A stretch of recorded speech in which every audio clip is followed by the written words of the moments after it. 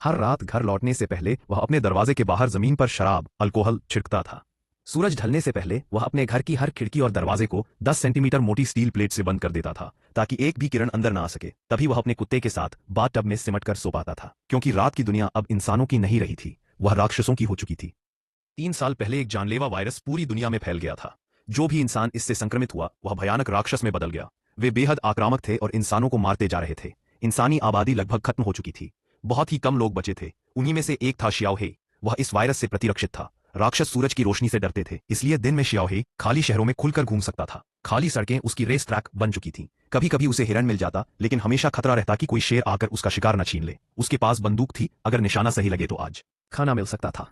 एक दिन उसने देखा एक शेरनी और उसका बच्चा। उसका दिल पिघल गया और तभी उसकी घड़ी का अलार्म बज उठा। घर लौटने का समय हो गया था। 3 साल से उसकी जिंदगी यही थी।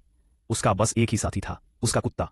उसने कभी किसी और इंसान को जिंदा नहीं देखा, फिर भी उसने उम्मीद नहीं छोड़ी थी। वह रोज रेडियो पर संदेश भेजता, मैं जिंदा हूं, कोई सुन रहा है। एक दिन उसका कुत्ता अचानक कुछ देखने लगा। वहां एक अकेला हिरण था। दोनों उसके पीछे दौड़े, लेकिन हिरण एक अंधेरे गोदाम में घुस गया। कुत्ता भी अंदर चला गया। शियाओ हे जानता था यह जगह राक्षसों का अड्डा है, फिर भी वह अपने दोस्त को बचाने अंदर गया। हर तरफ खून था, हिरण मारा जा चुका था। अचानक हमला हुआ।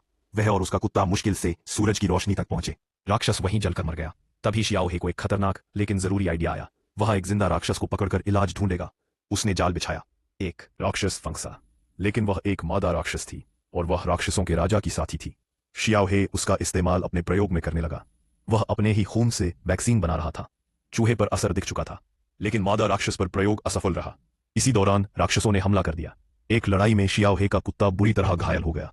उसने अपनी आखिरी वैक्सीन कुत्ते को दी, लेकिन वह नहीं बच पाया। अपना इकलौता साथी खोकर शियाओ हे टूट गया। वह बदला लेने निकल पड़ा, लेकिन राक्षसों ने उसे पकड़ लिया। तभी एक औरत और उसका बच्चा उसे बचा ले गए। वे भी इंसान थे। 3 साल में पहली बार शियाओ हे ने इंसान देखा। उन्होंने बताया कहीं और सुरक्षित इंसानी बस्ती है, लेकिन राक्षस उनका पीछा करते हुए शियाओ हे के घर तक पहुंच गए। भीषण लड़ाई हुई। अंत में शियाओ हे ने अपना खून उन्हें दे दिया ताकि इंसानियत बच सके, और फिर उसने खुद को बलिदान कर दिया। राक्षसों के साथ मरते हुए उसने दुनिया को बचा लिया। उसका खून मानव सभ्यता की आखिरी उम्मीद बन गया।